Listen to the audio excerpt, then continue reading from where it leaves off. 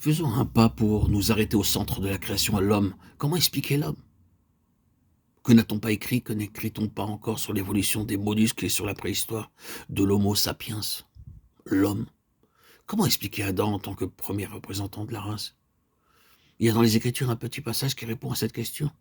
Adam était un type de celui qui devait venir, c'est-à-dire de Christ. Un type de celui qui devait venir. Voilà l'explication de l'homme. La voici paraphrasée.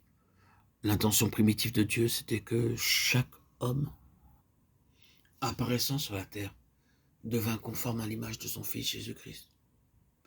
Des multitudes manqueront ce but. Mais il y a une autre multitude, si vaste que personne ne saurait la compter, de toute nation, de toute tribu, de tout peuple et de toute langue. Qui y parviendra glorieusement? Quelle vocation? Quelle destinée magnifique? Manquer un tel but, quel malheur! Et pourtant combien n'y en a-t-il pas qui s'en vont répétant sur un ton désabusé que s'ils avaient eu voix au chapitre, ils n'auraient jamais fait leur entrée dans le monde. Ils n'auraient jamais choisi de naître s'ils avaient été libres. Certains d'entre eux se sont écriés comme Job dans une heure d'éclipse. Pourquoi ne suis-je pas mort dans le sein de ma mère? Et ils ont maudit le jour de leur naissance. Ah, mais c'est que quelque chose est allé de travers.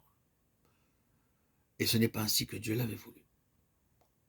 Même si nous avons des jours qui nous apportent plus d'ombre que de lumière, et où nous nous demandons si vraiment tout bien considérer la vie vaut la peine d'être vécu, revenons à la pensée de Dieu et ouvrons-lui les portes de notre être intime.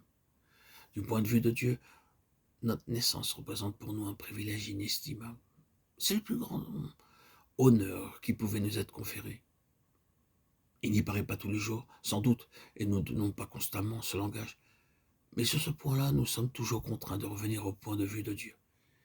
Et quand nous y revenons, quand nous réfléchissons que notre destinée est de devenir conforme à l'image de son Fils, quand nous nous représentons cet univers peuplé d'hommes et de femmes semblables à l'image du Fils de Dieu, manifestation universelle du Christ glorifié, éclatante expression de la gloire du Père, telle qu'elle rayonne maintenant en la personne du Fils.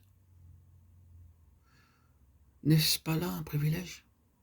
N'est-ce pas là un honneur qui rend la vie digne d'être vécue? Voilà pour l'homme. Nous ne pouvons ici qu'effleurer chacun de ces sujets. Il nous faut que rendre gloire à Dieu